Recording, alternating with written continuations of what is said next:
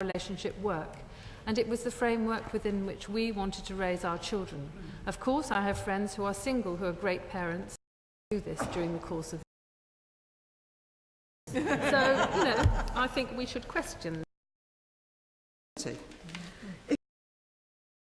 Driving or Latest YouGov polling shows that 71% of people support same-sex marriage, including 3 out of 5 people of faith.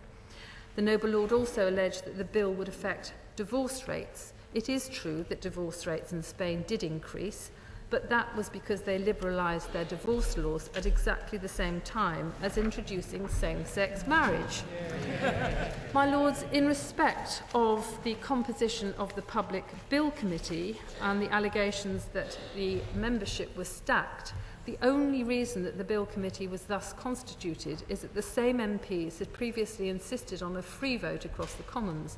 This meant that the committee membership represented the very heavy Commons vote in favour of the bill at second reading. And in terms of emails and postbags, I'm sure that those who are against this bill wrote to the Noble Lord, Lord Dear, but those who are in favour of this bill wrote to me, my lords. So, I think we should question the comments made by the Noble Lord to that extent. However, all in all, my lords, I trust that following the detailed and carefully scrutiny that this House will give, Noble Lords will be convinced both by the safeguards in terms of religious faith and by the arguments in terms of removing discrimination and extending the dignity and the joy of marriage to same-sex couples.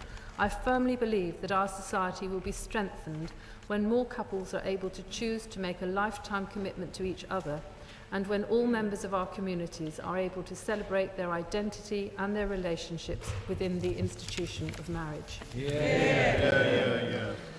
My Lords, I declare an interest. Many years ago, I had the great good fortune to meet someone. She and I have loved each other ever since. Apart, that is, from the occasional spectacular argument, usually about driving or DIY. And as the slogans and the T-shirts used to say, it happens in the best of families.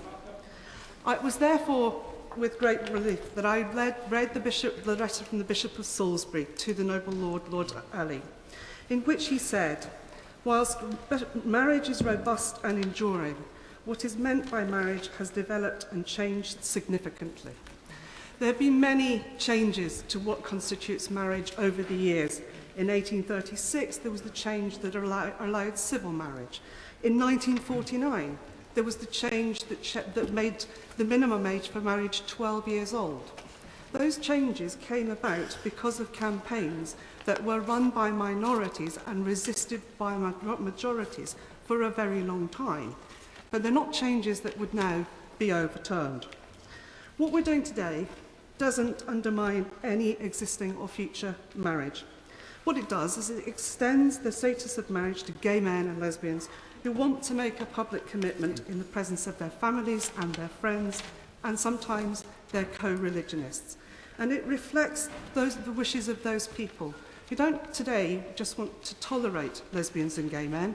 They want to celebrate and support them as people in their own lives. Some noble lords say that allowing gay people to get married is unfair because it leaves other sorts of relationships, such as those as siblings, without the same legal rights as those who choose a marital status. Well, if enabling a gay marriage will be unfair to another relationship, such as two sisters, then existing marriage laws are unfair. But the thing is, my lords, I think we all understand that relationships which adults enter into voluntarily are wholly distinct from relationships which are determined by consanguinity. If family members could become civil partners, it would be really easy for a bullying parent or a sibling to force a member of their family into a relationship simply in order to protect property. I don't think any of us want to legislate for that. A great deal has been made about the issue of conscience laws for registrars and other public servants. My lords, I grew up in a time and a place when discrimination in public services on the grounds of religion was not uncommon. It caused resentment and it divided communities. The idea that public servants should decide according to their personal beliefs who does and does not receive a public service is just wrong. Taxes are levied on a non-discriminatory basis, and services should be provided on a non-discriminatory basis. There are some opponents of this bill who say we shouldn't be addressing this, not when we've got all these huge economic difficulties. I disagree, because discrimination always comes with a price tag. In the United States, hundreds of employers, some very small, some of the biggest in the world, like Nike and Microsoft, are assisting legal cases in support of gay marriage. These employers need to recruit and retain the most productive staff to make their businesses competitive, and that includes LGBTQ staff. These businesses want their gay staff and employees to be able to focus on their jobs, not to be dealing with the inequality that means that they and their families always have to sit at the back of the bus. My lords, if those businesses have figured out that same-sex marriage is good for business, then so should we. My lords, this is a bill about religious freedom. And as somebody who was raised a Methodist, that's something that has been important to me all my life. No religion will be compelled to offer a same-sex marriage. But on the same basis, it would be wrong to deny the rights of those religious organisations who wish to extend their fellowship to gay people and their families. My lords, there is no impediment which would prevent this House from doing its job and subjecting this bill to the high standards of scrutiny that it would apply to any other. And in doing so, members of your Lordship's House will think long and hard, as they always do, about what's right and in the best interests of our society. I and many of my colleagues in these benches look forward to joining with noble lords from all parts of the House to ensure that gay people and their families are afforded the dignity and respect which others take for granted, and that families, faiths and communities can grow stronger together as a result.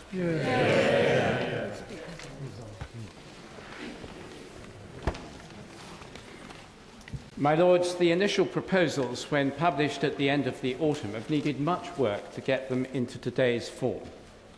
Much of that work has been done through detailed legal effort and discussion, and I'm deeply grateful to the DCMS teams and especially to the Secretary of State for the thoughtful way in which she has listened and the degree to which she has been willing to make changes in order to arrive at the stage we've reached today. We all know, and it's been said, that this is a divisive issue. In general, the majority of faith groups remain very strongly against the bill.